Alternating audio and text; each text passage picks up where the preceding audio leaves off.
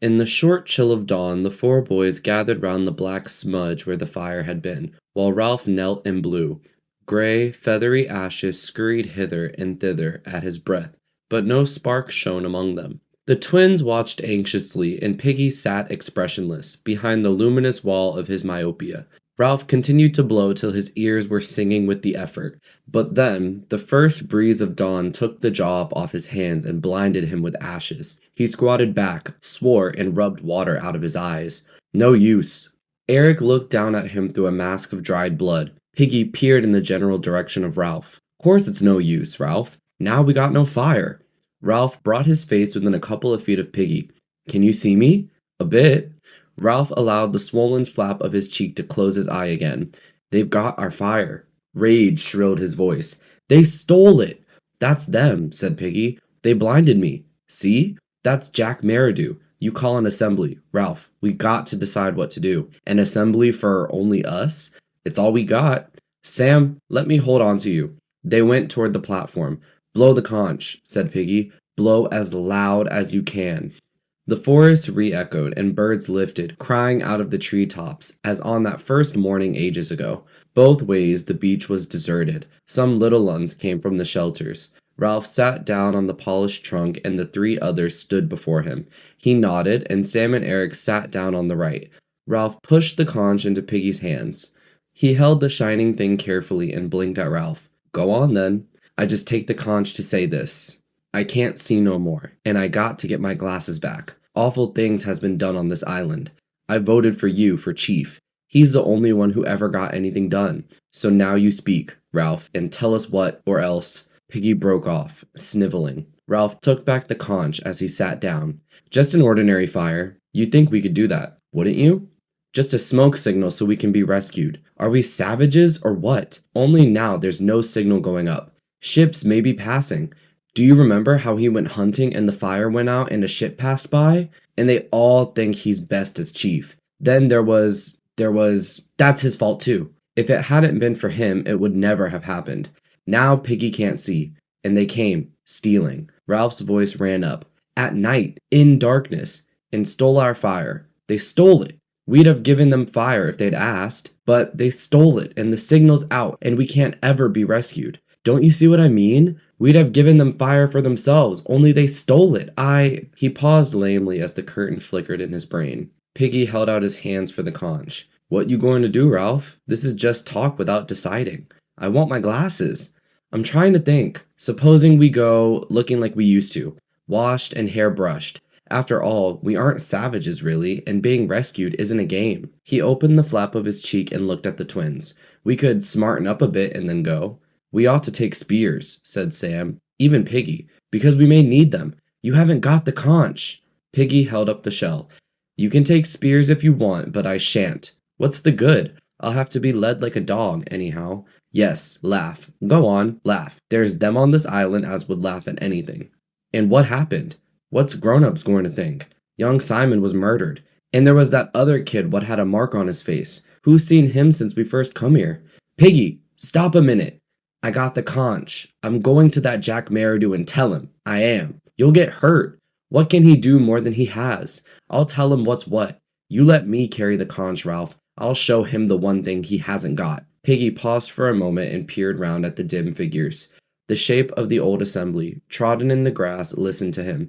I'm going to him with this conch in my hands. I'm going to hold it out. Look. I'm going to say you're stronger than I am, and you haven't got asthma. You can see. I'm going to say, and with both eyes. But I don't ask for my glasses back, not as a favor. I don't ask you to be a sport. I'll say, not because you're strong, but because what's right's right. Give me my glasses, I'm going to say. You got to. Piggy ended, flushed and trembling. He pushed the conch quickly into Ralph's hands as though in a hurry to be rid of it, and wiped the tears from his eyes. The green light was gentle about them, and the conch lay at Ralph's feet, fragile and white. A single drop of water that had escaped Piggy's fingers now flashed on the delicate curve like a star. At last, Ralph sat up straight and drew back his hair. All right, you can try if you like. We'll go with you. He'll be painted, said Sam timidly. You know how he'll be. He won't think much of us. If he gets waxy, we've had it. Ralph scowled at Sam. Dimly, he remembered something Simon had said to him once, by the rocks. Don't be silly, he said, and then he added quickly, let's go. He held out the conch to Piggy, who flushed this time with pride. You must carry it. When we're ready, I'll carry it. Piggy sought in his mind for words to convey his passionate willingness to carry the conch against all odds. I don't mind. I'll be glad, Ralph. Only I'll have to be led. Ralph put the conch back on the shining log. We better eat and then get ready. They made their way to the devastated fruit trees. Piggy was helped to his food and found some by touch. While they ate, Ralph thought of the afternoon. We'll be like we were. We'll wash. Sam gulped down a mouthful and protested. But we bathe every day. Ralph looked at the filthy objects before him and sighed. We ought to comb our hair. Only it's too long. I've got both socks left in the shelter, said Eric, so we could pull them over our heads like caps, sort of. We could find some stuff, said Piggy, and tie your hair back. Like a girl? No, course not. Then we must go as we are, said Ralph, and they won't be any better.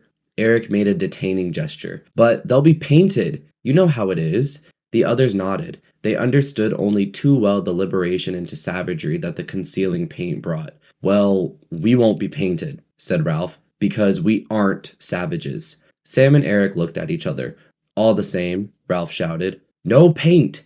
He tried to remember. Smoke, he said. We want smoke. He turned on the twins fiercely. I said smoke! We've got to have smoke. There was silence, except for the multitudinous murmur of the bees. At last, Piggy spoke kindly. Course we have, 'cause the smoke's a signal, and we can't be rescued if we don't have smoke. I knew that, shouted Ralph. He pulled his arm away from Piggy.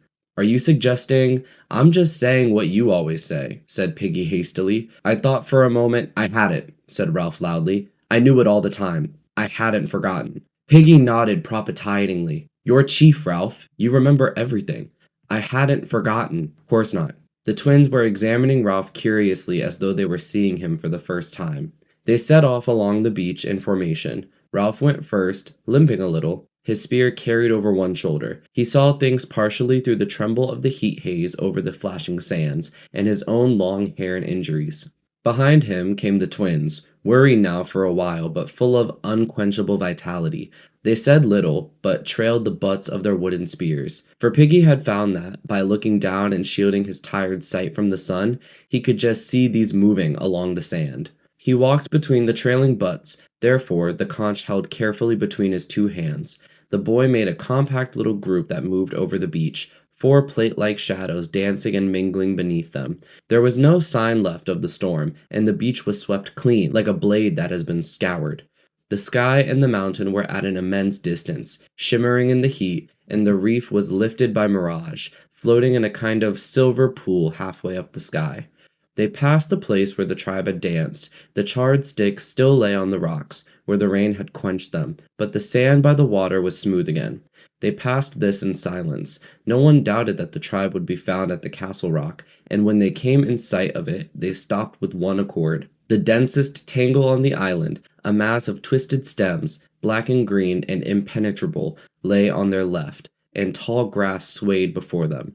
Now Ralph went forward. Here was the crushed grass where they had all lain when he had gone to prospect. There was the neck of land, the ledge skirting the rock. Up there were the red pinnacles.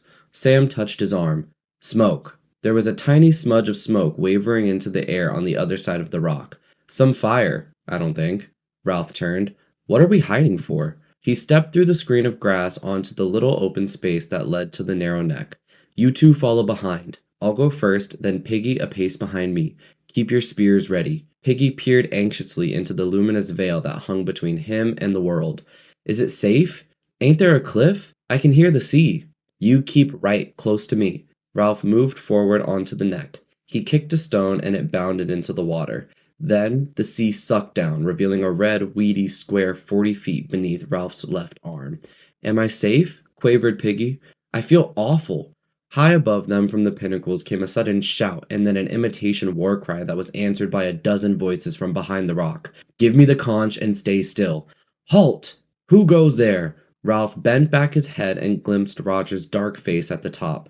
You can see who I am, he shouted. Stop being silly. He put the conch to his lips and began to blow. Savages appeared, painted out of recognition, edging round the ledge toward the neck. They carried spears and disposed themselves to defend the entrance.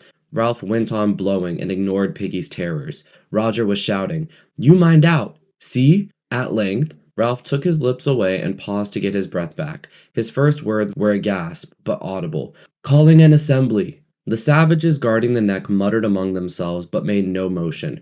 Ralph walked forward a couple of steps.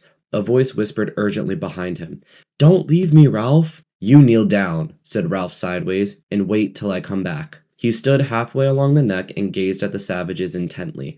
Freed by the paint, they had tied their hair back and were more comfortable than he was.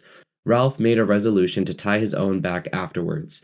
Indeed, he felt like telling them to wait and doing it there and then, but that was impossible. The savages sniggered a bit, and one gestured at Ralph with his spear. High above, Roger took his hands off the lever and leaned out to see what was going on. The boys on the neck stood in a pool of their own shadow, diminished to shaggy heads. Piggy crouched his back, shapeless as a sack. "I'm calling an assembly."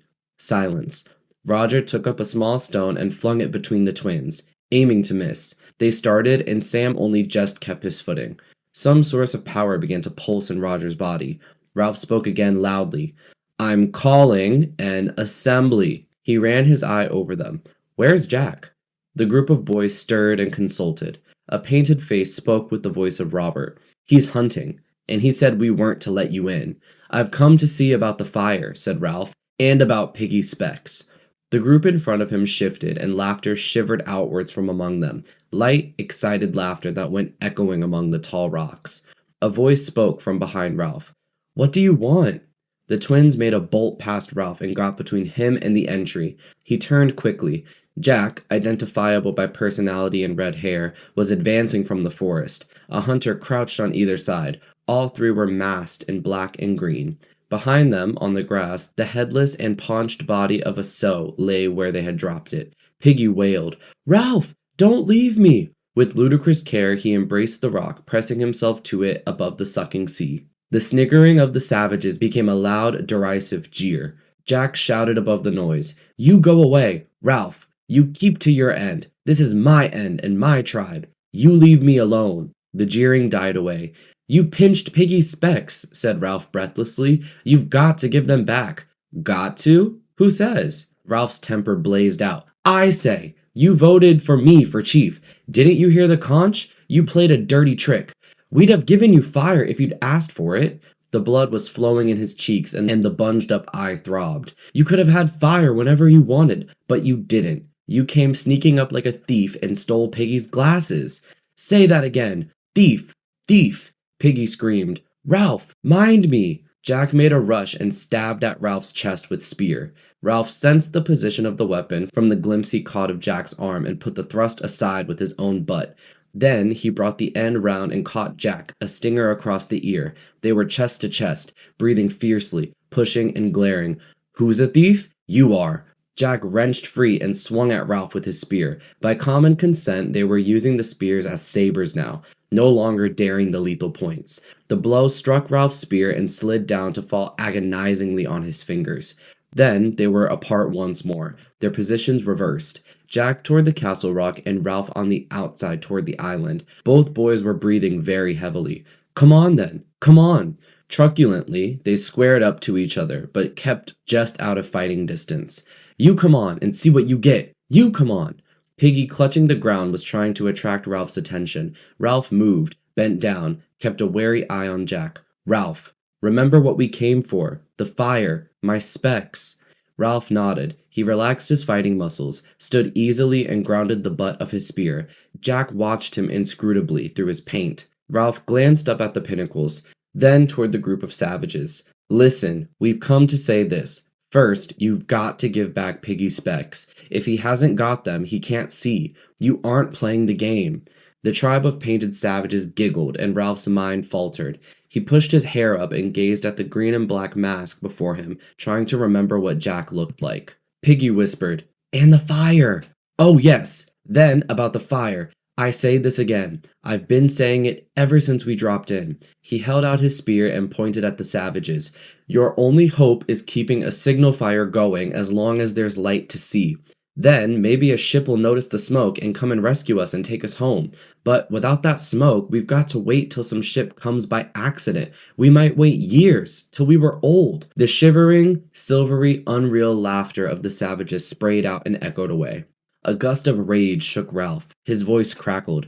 "Don't you understand? You painted fools! Sam, Eric, Piggy, and me, we aren't enough. We tried to keep the fire going, but we couldn't. And then you, playing at hunting," he pointed past them to where the trickle of smoke dispersed in the pearly air. "Look at that! Call that a signal fire? That's a cooking fire. Now you'll eat and there'll be no smoke. Don't you understand? There may be a ship out there." He paused, defeated by the silence and the painted anonymity of the group guarding the entry.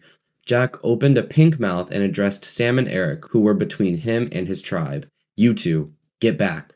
No one answered him. The twins, puzzled, looked at each other, while Piggy, reassured by the cessation of violence, stood up carefully. Jack glanced back at Ralph and then at the twins. "Grab them." The painted group moved round, Sam and Eric nervously and unhandedly. Once more, the silvery laughter scattered. Sam and Eric protested out of the heart of civilization. "Oh, I say, honestly, their spears were taken from them. Tie them up." Ralph cried out, hopelessly against the black and green mask. "Jack!" "Go on. Tie them." Now the painted group felt the otherness of Sam and Eric, felt the power in their own hands. They felled the twins clumsily and excitedly. Jack was inspired. He knew that Ralph would attempt a rescue. He struck in a humming circle behind him, and Ralph only just parried the blow. Beyond them, the tribe and the twins were a loud and writhing heap. Piggy crouched again. Then the twins lay, astonished, and the tribe stood round them. Jack turned to Ralph and spoke between his teeth. "See? They do what I want." There was silence again. The twins lay inexpertly tied up, and the tribe watched Ralph to see what he would do. He numbered them through his fringe, glimpsed the ineffectual smoke. His temper broke. He screamed at Jack, "You're a beast and a swine and a bloody, bloody thief!" He charged. Jack, knowing this was the crisis, charged too. They met with a jolt and bounced apart. Jack swung his fist at Ralph and caught him on the ear. Ralph hit Jack in the stomach and made him grunt. Then they were facing each other again, panting and furious, but unnerved by each other's ferocity. They became aware of the noise that was the background to this fight, the steady, shrill cheering of the tribe behind them. Piggy's voice penetrated to Ralph. "Let me speak!" He was standing in the dust of the fight, and as the tribe saw his intention, the shrill cheer changed to a steady booing.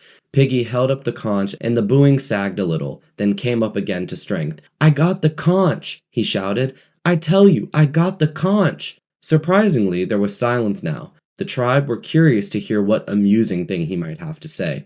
Silence and pause, but in the silence, a curious air noise close by Ralph's head. He gave it half his attention, and there it was again. A faint zoop! Someone was throwing stones. Roger was dropping them, his one hand still on the lever. Below him, Ralph was a shock of hair and Piggy a bag of fat. "I got this to say. You're acting like a crowd of kids." The booing rose and died again as Piggy lifted the white magic shell. "Which is better? To be a pack of painted Indians like you are, or to be sensible like Ralph is?" A great clamor rose among the savages. Piggy shouted again, "Which is better, to have rules and agree, or to hunt and kill?" Again, the clamor again. Zoop! Ralph shouted against the noise. "Which is better, law and rescue, or hunting and breaking things up?" Now Jack was yelling too, and Ralph could no longer make himself heard. Jack had backed right against the tribe, and they were a solid mass of menace that bristled with spears. The intention of a charge was forming among them. They were working up to it, and the neck would be swept clear. Ralph stood facing them, a little to one side, his spear ready. By him stood Piggy, still holding out the talisman, the fragile, shining beauty of the shell. The storm of sound beat at them, an incantation of hatred. High overhead, Roger, with a sense of delirious abandonment, leaned all his weight on the lever. Ralph heard the great rock before he saw it. He was aware of a jolt in the earth that came to him through the soles of his feet and the breaking sound of stones at the top of the cliff. Then the monstrous red thing bounded across the neck, and he flung himself flat while the tribe shrieked. The rock struck Piggy, a glancing blow from chin to knee. The conch exploded into 1,000 white fragments and ceased to exist. Piggy, saying nothing, with no time for even a grunt, traveled through the air sideways from the rock, turning over as he went. The rock bounded twice and was lost in the forest. Piggy fell 40 feet and landed on his back across the square red rock in the sea. His head opened and stuff came out and turned red. Piggy's arms had twitched a bit, like a pig's after it has been killed. Then the sea breathed again in a long, slow sigh. The water boiled white and pink over the rock, and when it went, sucking back again, the body of Piggy was gone. This time, the silence was complete. Ralph's lips formed a word, but no sound came. Suddenly, Jack bounded out from the tribe and began screaming wildly. See? See? That's what you'll get. I meant that. There isn't a tribe for you anymore. The conch is gone. He ran forward, stooping. I'm chief. Viciously, with full intention, he hurled his spear at Ralph. The point tore the skin and flesh over Ralph's ribs, then sheared off and fell in the water. Ralph stumbled, feeling not pain, but panic, and the tribe, screaming now like the chief, began to advance. Another spear, a bent one that would not fly straight, went past his face and one fell from on high where Roger was. The twins lay hidden behind the tribe and the anonymous devils' faces swarmed across the neck. Ralph turned and ran. A great noise as of seagulls rose behind him. He obeyed an instinct that he did not know he possessed and swerved over the open space that the spears went wide. He saw the headless body of the sow and jumped in time. Then he was crashing through foliage and small boughs and was hidden by the forest. The chief stopped by the pig, turned and held up his hands. Back! Back to the fort! Presently, the tribe returned noisily to the neck where Roger joined them. The chief spoke to him angrily. Why aren't you on watch? Roger looked at him gravely. I just came down. The hangman's horror clung round him. The chief said no more to him, but looked down at Sam and Eric. You got to join the tribe. You let me go, and me. The chief snatched one of the few spears that were left and poked Sam in the ribs. What do you mean by it, eh? Said the chief fiercely. What do you mean by coming with spears? What do you mean by not joining my tribe? The prodding became rhythmic. Sam yelled, That's not the way. Roger edged past the chief, only just avoiding pushing him with his shoulder. The yelling ceased, and Sam and Eric lay looking up in quiet terror. Roger advanced upon them as one wielding a nameless authority.